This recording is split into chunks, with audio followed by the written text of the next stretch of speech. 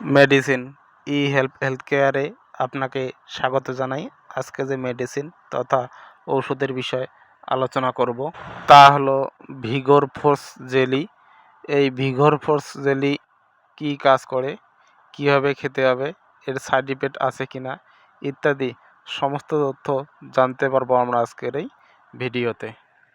এই ভিগোর force jelly যা কিনা জাইডুস কোম্পানি বানিয়েছে, এর মধ্যে 5 গ্রাম ঔষধ রয়েছে।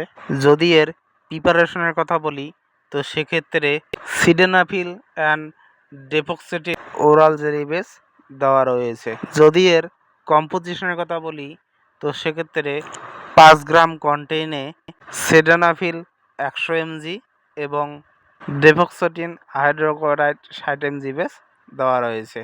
এই ভিগোরস ফোর্স জেলি প্রধানত অ্যাডাল্ট ব্যক্তিদের জন্য। এটি খাবার ফলে শরীরের উত্তেজনা বৃদ্ধি করে তথা শরীরের কামভাব জাগিয়ে তোলে এবং আপনার পেনিসকে শক্ত, মোটা ও দৃঢ় করে রাখে। আমি বলবো যাদের শীঘ্র পতনের সমস্যা রয়েছে তথা 2 থেকে 3 মিনিটের বেশি টিকতে পারেন না তথা শারীরিক মিলন করতে পারেন না, তারা এই জেলিকে খুব সহজভাবেই সেবন করতে পারেন। যারা দীর্ঘ সময় যাবৎ মিলন করতে চান বা শারীরিক সম্বন্ধ বজায় রাখতে চান, তারা এই জেলি খুব সুন্দরভাবে খেতে পারেন।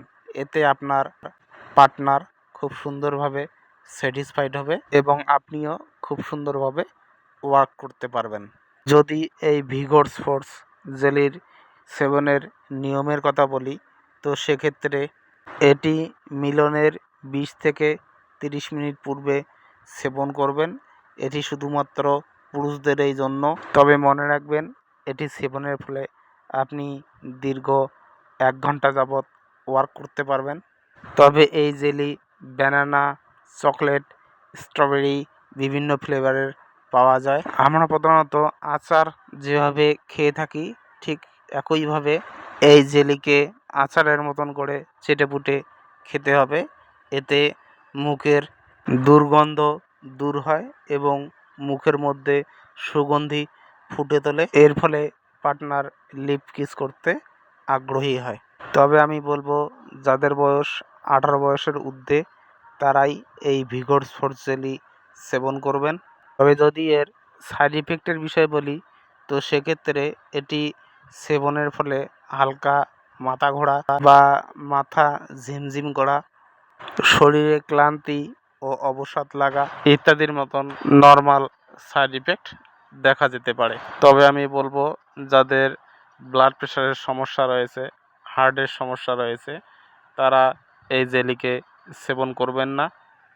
তবে এই জেলি আপনারা যে কোনো এলোপ্যাথিক মেডিসিন স্টোরে 40 টাকার বিনিময়ে খুব সহজেই পেয়ে যাবেন এবং যে কোনো মেডিসিন বা ঔষধ সেবনের পূর্বে অবশ্যই ডাক্তারের সঙ্গে পরামর্শ গ্রহণ করবেন।